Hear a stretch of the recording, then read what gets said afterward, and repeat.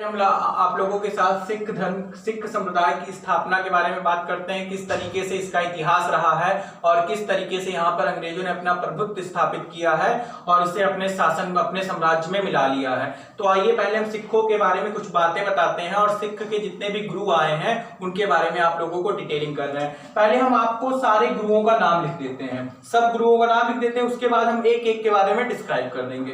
पहले नाम आते हैं गुरु नानक देव। आप लोग इनका नाम बहुत फेमस है, इनका नाम सुने होंगे। अगले गुरु आते हैं गुरु अंगद, हम सबका नाम लिख दे रहे हैं। अगले गुरु आते हैं गुरु अमरदास। अगले गुरु आते हैं गुरु रामदास। फिर अगले गुरु आते हैं गुरु अर्जुन देव, गुरु हरगोबिंद सिंह, गुरु हरगोबिंद सिंह, हरगोबिंद सिंह हम लिख रहे हैं, आपको सामने देख रहे हैं आप लोग, गुरु हरगोबिंद सिंह। उसके बाद हम लिख रहे हैं गुरु हरराय, गुरु हरकिशन, गुरु हरकिशन, गुरु हरकिशन, गुरु हरकिशन। पहले मैंने देखा गुरु हरराय के बारे में, उसके बाद नेक्स्ट हम लोग देख रहे हैं गुरु हरकिशन के बारे में। हरराय देखिए हा से दोनों है, गुरु हरराय, उसके बाद गुरु हरकिशन। इस तरीके से आप लोगों ने देखा। उसके बाद नेक्स्ट आप लोगों को आते हैं गुरु, आप लोग उनका नाम सुने होंगे, गुरु तेग बहादुर, गुरु तेग बहादुर। और नेक्स्ट लास्ट में आते हैं गुरु गोविंद सिंह, गुरु गोविंद सिंह। तो इतने गुरुओं का नाम आप लोगों को जानना है। तो आप लोग देख रहे होंगे गुरु नानक देव, गुरु अंगद, गुरु अमरदास, गुरु रामदास, गुरु अर्जुन देव, गुरु हरगोबिंद सिंह, गुरु हरराय, गुरु हरकिशन, गुरु तेग बहादुर और गुरु गोविंद सिंह। देख रहे हैं 1 2 3 4 5 6 7 8 9 10। आप लोग ये सारे गुरुओं के नाम आप लोगों ने देखा। अब हम आप लोगों को स्टार्ट करते हैं पहले गुरु नानक देव के ऊपर। तो गुरु नानक देव ने ही सिख धर्म की स्थापना की थी। जो हम पॉइंट बता रहे हैं वो आपके पेपर की दृष्टि से बहुत इंपॉर्टेंट है, आप उसको नोट डाउन किया कीजिए और वीडियो को पॉज करके आप लोग लिख लिया कीजिए। गुरु नानक देव के बारे में, इन्होंने सिख धर्म की स्थापना की थी। पहला पॉइंट, सिख धर्म की स्थापना गुरु नानक देव ने की थी। इनका जन्म कहां पे हुआ था? तो पाकिस्तान में एक जगह है, पाकिस्तान का एक प्रांत है, लड़काना प्रांत है, वहां पर एक जिला है। यहाँ पे आप लोगों को ध्यान रखना है, पाकिस्तान का एक जिला है, पाकिस्तान के एक क्षेत्र है जिसे हम लोग तलवंडी का नाम देते हैं। तो तलवंडी में इनका जन्म हुआ था। कहां पे जन्म हुआ था? तो तलवंडी में। किस प्रांत में? लड़काना प्रांत में। दो बातें आप लोगों के लिए इंपॉर्टेंट हुई। पहली बार ये सिख धर्म की स्थापना किए थे। इनका जन्म जो पूर्व में अब पाकिस्तान में है, क्योंकि पाकिस्तान का बंटवारा हो गया था इसलिए वो पाकिस्तान में चला गया था। और गुरु नानक देव, क्योंकि भारत के ही बंटवारे से पाकिस्तान का अस्तित्व हुआ है, क्योंकि भारत की ही सरजमी पर पाकिस्तान का जन्म हुआ है, वो अलग से पाकिस्तान कहीं अलग से नहीं आया है। तो पाकिस्तान का जन्म भारत की ही सरजमी पे हुआ है।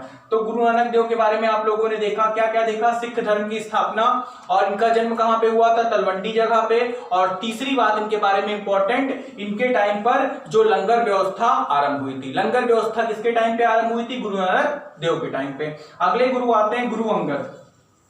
गुरु अंगद के टाइम पे बस एक बात इंपॉर्टेंट है, जो बात इंपॉर्टेंट है बस वही बात, टू द पॉइंट बात कर रहे हैं। गुरु अंगद के बारे में एक बात आप लोगों को इंपॉर्टेंट है। गुरु अंगद के टाइम पर जो इन्होंने लंगर व्यवस्था प्रारंभ की थी, उस गुरु अंगद ने उसी लंगर व्यवस्था को स्थायी बनाया था। पूछा जाता है क्वेश्चन, किसने लंगर व्यवस्था को स्थायित्व प्रदान किया था? तो वो शासक कौन है? गुरु अंगद, मतलब सिखों के दूसरे गुरु, गुरु अंगद। इन्होंने लंगर व्यवस्था को स्थायित्व प्रदान किया था। अगले आते हैं गुरु अमरदास। गुरु अमरदास के बारे में देखिए, ये अकबर के समकालीन माने जाते हैं, अकबर के समकालीन थे। और इनकी जो पुत्री थी बीबी भानी, उसको अकबर ने 500 बीघे भूमि दी है। 500 बीघे भूमि किसको दी है? तो गुरु अमरदास की पुत्री बीबी भानी को अकबर ने 500 बीघे भूमि क्या दी है? दान में दी है। गुरु अमरदास के बारे में इतनी बात इंपॉर्टेंट है। गुरु अमरदास के ही दामाद रहते हैं गुरु अमरदास। इनके टाइम पर क्या इंपॉर्टेंट है? तो इन्होंने अमृतसर नगर की स्थापना की है। जो अमृतसर नगर जो शहर बसाया गया है वो इन्हीं ने बसाया है, जिसको इनके नाम पर, उसको नाम हम लोग जानते हैं रामदासपुर, रामदासपुर नगर। की स्थापना इन्होंने की थी, जो बाद में अमृतसर कहलाया। और इन्हीं के टाइम पर जो सिखों के गुरु होते हैं उनके पद को इनके टाइम पर पैतृक बनाया गया। पैतृक का मतलब क्या होता है कि अब उनके बाद वो, उनके बाद वो, उनके बाद वो, इस तरीके से सिखों के गुरुओं का पद पैतृक किसके टाइम पे बनाया गया? गुरु रामदास। गुरु अर्जुन देव के बारे में, इनको सच्चा बादशाह के नाम पे से जाना जाता है। पहली बात, इनको सच्चा बादशाह के नाम से किसको जाना जाता है? गुरु अर्जुन देव को। इनके टाइम पर दूसरी बात, इन्हीं के टाइम पर जो जहांगीर का लड़का था खुसरो खां, उनका ये समर्थन कर रहे थे, जिस कारण से जहांगीर क्रोधित होकर के इनको फांसी चढ़वा दिए थे। किसको? गुरु अर्जुन देव को। इंपॉर्टेंट बात है, गुरु अर्जुन देव को सिखों ने क्या किया था? इनको जहांगीर ने क्या किया था? फांसी चढ़वा दिया था। अब जहांगीर को आप लोगों को पता है, जहांगीर के टाइम को हम लोग क्या कहते हैं? चित्रकला का स्वर्णकाल है। जहांगीर की जो पत्नी थी क्या था? नूरजहां, या उसका नाम मेहरुनिसा।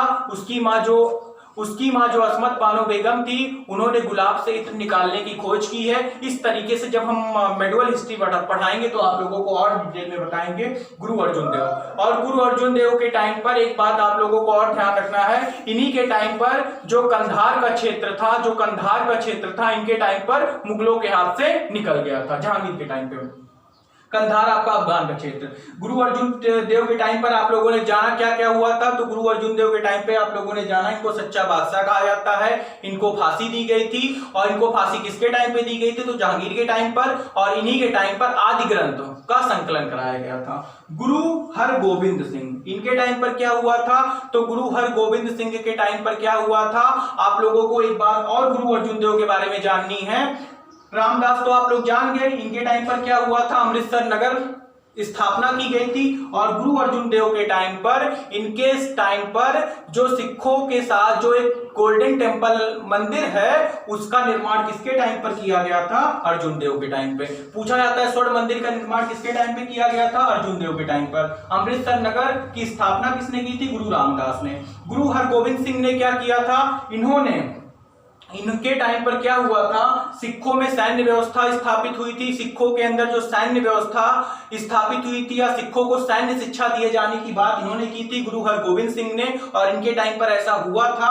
और इनके टाइम पर क्या इंपॉर्टेंट बातें हैं? तो इनके टाइम पर यह हुआ था, अकाल तख्त का निर्माण किया गया था। अकाल तख्त वो होता है जब कभी सूखा पड़ जाए, अच्छी बारिश ना हो, फसल की पैदावार ना हो, तो उस टाइम कैसे लंगर की व्यवस्था कराई जाए, तो इसके लिए पहले से ही एक प्रकार के तख्त का निर्माण कर देते हैं, जिसे हम लोग बोलते हैं अकाल तख्त। और इन्हीं के टाइम पर क्या हुआ था? इन्हीं के टाइम पर जो अमृतसर नगर है उसकी किलेबंदी कराई गई थी। अमृतसर नगर की किलेबंदी कराई गई थी। और गुरु हर राय के टाइम पर, हरगोविंद के टाइम पे इतनी बात। और इनके टाइम पर जो दारा सिको लड़का है, उनको इसने आशीर्वाद दिया था हर राय ने। गुरु हर राय किसका लड़का है? दारा सिको शाहजहां, जिसको हम लोग क्या बोलते हैं? जो कई सारी भाषाओं का जानकार था, और इसने रामायण और महाभारत का अनुवाद फारसी भाषा में किया है, और इसको इन्होंने आशीर्वाद दिया है। गुरु हरकिशन के बारे में कोई इंपॉर्टेंट नहीं है बात है। इसकी हत्या चेचक के द्वारा हो गई थी। इसकी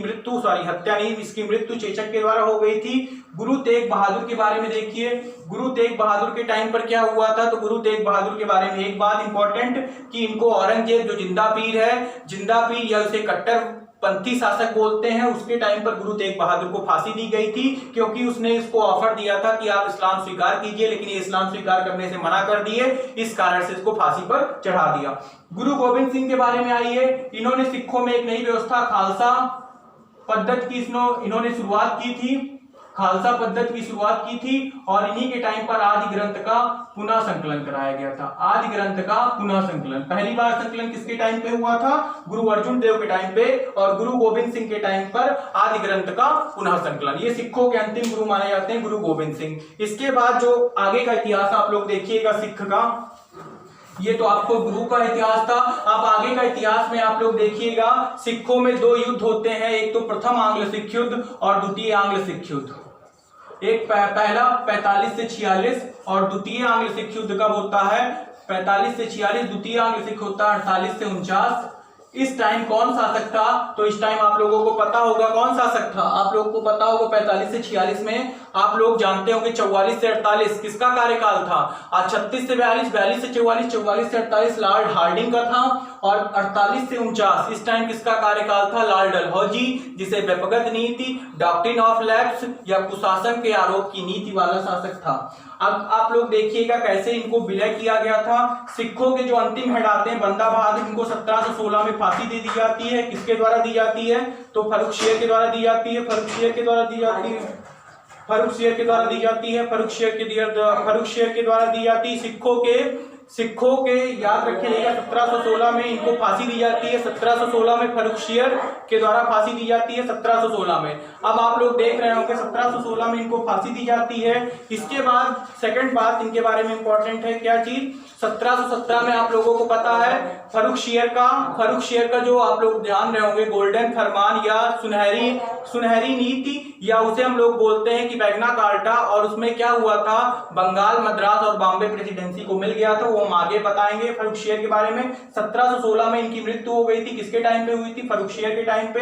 अब प्रथम आंग्ल सिख युद्ध और द्वितीय आंग्ल सिख युद्ध 1845 से 46 में पहला आंग्ल सिख युद्ध और द्वितीय आंग्ल सिख युद्ध किसके टाइम पे हुआ था? 48 से 49 में। इस टाइम कौन था? आप लोग जान रहे हैं। अब आप लोगों को थोड़ा सा हम इतिहास बताते हैं। देखिए ये आप लोग देख रहे होंगे सिखों के इनके बाद फर्रुखशियर के बाद कौन बनते हैं? तो रणजीत सिंह आप लोग ध्यान रखे रहिएगा। रणजीत सिंह बनते हैं, बैठते हैं और रणजीत सिंह यहाँ पे अफगान के एक शासक रहते हैं जमन शाह, और इनके साथ संघर्ष होता है। और जिसमें संघर्ष में क्या होता है, ये जो जमन शाह होते हैं इनकी तोप चेनाब नदी में गिर जाती है, जिसको ये निकाल करके इनको वापस करते हैं, जिससे इनकी आपस में मित्रता हो जाती है और ये इनको पश्चिमोत्तर सीमा में आगे बढ़ने के लिए क्या करते हैं? इनका मार्ग प्रशस्त हो जाता है और अच्छे से खुल जाता है। क्योंकि आप लोगों को पता है 1761 में क्या होता है? पानीपत का तृतीय युद्ध, जिसमें अफगान इधर से आ रहे होते हैं ईरान के क्षेत्रों से। कौन? अहमद शाह अब्दाली इधर अवध बैठे रहते हैं। दिल्ली कमजोर पड़ रही होती है और यहाँ मराठाओं की बुरी तरीके से पराजय होती है। तो इस टाइम क्या होता है? एक ऐसा माहौल होता है कि इनको अपना शासन स्थापित करने का पर्याप्त मौका मिल जाता है। तो इस तरीके से ये आप लोगों को ध्यान रखना है। क्या नाम है इनका? आप लोगों को इनका नाम याद रखना है रणजीत सिंह को यहाँ पे मौका मिल जाता है। फिर इनको अंग्रेजों की भी निगाह ये पश्चिमोत्तर सीमा में थी, क्योंकि इन लोगों का यहाँ पे वर्चस्व हो गया था। तो पश्चिमोत्तर सीमा पे भी उनकी निगाह थी और पश्चिमोत्तर सीमा से निगाह होने के कारण वो चाहते थे कि मेरा इधर भी कहीं ना कहीं मेरा अधिकार हो जाए, जिससे हमारा जो व्यापार हो एकदम खुला हो जाए, एकदम किसी तरीके से कोई बाउंडेशन नहीं, मतलब इधर कहीं से भी व्यापार हो। तो इस तरीके से वो चाहते थे और वहां पर उनको एक संधि करनी पड़ी थी रणजीत सिंह को, जिसे हम लोग बोलते हैं रणजीत सिंह को एक संधि करनी पड़ी थी। और ये आप लोगों को पता होगा सतलज नदी के जो ऊपर वाला हिस्सा था ये माना गया ये किसका होगा? रणजीत सिंह का। और ये जो नीचे वाला हिस्सा है ये माना गया किसका? जो सतलज नदी के इस पार का हिस्सा है और सतलज नदी के उस पार का हिस्सा वो रणजीत सिंह का हो गया, और इस पार का हिस्सा और किसका हो गया? तो आप लोगों को ये इतनी बातें तो आप लोगों को पता होगी रणजीत सिंह के बारे में। अब रणजीत सिंह जो थे, रणजीत सिंह के बारे में, रणजीत सिंह के बाद आते हैं शासक कौन? दिलीप सिंह। रणजीत सिंह के बाद आते हैं कौन शासक? दिलीप सिंह। और दिलीप सिंह एक प्रकार से बहुत अयोग्य शासक थे, मतलब बहुत, आप सोचिए, बहुत अल्पकाल के थे। तो इनके टाइम पे महारानी जिंदल इनकी शासिका थी।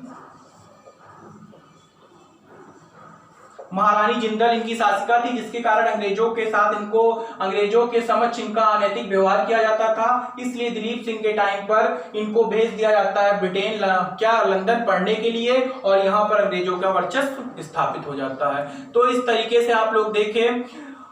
एक चीज आप लोग और देखिएगा, ये जो रणजीत सिंह के टाइम पर दो मिसल काम कर रही थी, एक तो भंगी मिसल थी और एक तो सुखेल चकिया मिसल। तो जो आप लोगों को पूछा जाता है कि रणजीत सिंह किसके नेता थे, तो सुखेल चकिया मिसल के। भंगी मिसल सबसे ज्यादा शक्तिशाली थी, क्योंकि देखिए रणजीत सिंह जब गद्दी प्राप्त कर रहे थे तो उनके सामने बहुत चुनौती थी। एक तो अंग्रेजों से चुनौती थी, एक देख रहे हैं कि ईरान का शासक जो अहमद शाह अब्दाली आया है वो भी इनको हरा दिया और मराठाओं की बुरी तरीके से पराजय हुई। तो उसके टाइम पर बहुत ज्यादा चुनौतियां थी। उस चुनौती के कारण यहाँ पे सुखेल चकिया मिसल, उसके कारण अपने जो 12 मिसलें थी, 12 मिसलों में से सबसे ज्यादा ताकतवर, ये आप लोगों को ध्यान रखना है, ये जो मिसल थी, तो इस तरीके से ये सुखेल चकिया मिसल का जो एक नेता बनकर के उभरा था और इसके टाइम पर बहुत सारी दिक्कतें थी, तो इस कारण से इसको अपने साम्राज्य को स्थापित करने में कहीं ना कहीं कुछ दिक्कतों का सामना करना पड़ रहा था। लेकिन इसके टाइम पर जब इसकी मृत्यु हो जाती है, उसके बाद दिलीप सिंह शासक बनता है और उसके टाइम पर वो बहुत अल्पकाल का रहता है, तो उसके टाइम पर उसकी जो शासिका रहती है, मतलब ये समझिए उसकी संरक्षिका महारानी जिंदल के साथ अनैतिक व्यवहार किया जाता है अंग्रेजों के द्वारा। और प्रथम आंग्ल सिख युद्ध में 2 संधियां होती है, एक तो लाहौर की संधि और एक भैरावल की संधि। आप लोग पहला मिसल का नाम ध्यान रखे रहेगा, भंगी मिसल है, भंगी मिसल बहुत ताकतवर था। दूसरा मिसल है सुखेल चकिया मिसल है, कुल 12 मिसल थी, सबसे ज्यादा ताकतवर ये है। आप लोगों को सब मिसल नहीं जानना है तो बहुत मिसल, मुझे सब पता है, लेकिन आप लोगों को उतना डिटेल में नहीं जानना है, बस टू द पॉइंट बात करनी है। किस मिसल के थे रणजीत सिंह? सुखेल चकिया मिसल के। तो द्वितीय आंग्ल सिख युद्ध और प्रथम आंग्ल सिख युद्ध में 2 संधि, एक तो लाहौर एक भैरावल की। लाहौर की संधि में यही डिसाइड हुआ था कि आप सतलज नदी के इस पार रहेंगे और सतलज नदी के उस पार मेरा रहेगा। और भैरावल की संधि दोनों 1846 में होती है।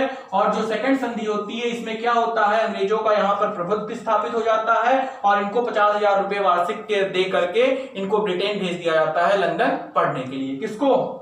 दिलीप सिंह को। ये था सिखों का इतिहास। कैसा लगा वीडियो आप लोग कमेंट करके जरूर बताइएगा। धन्यवाद।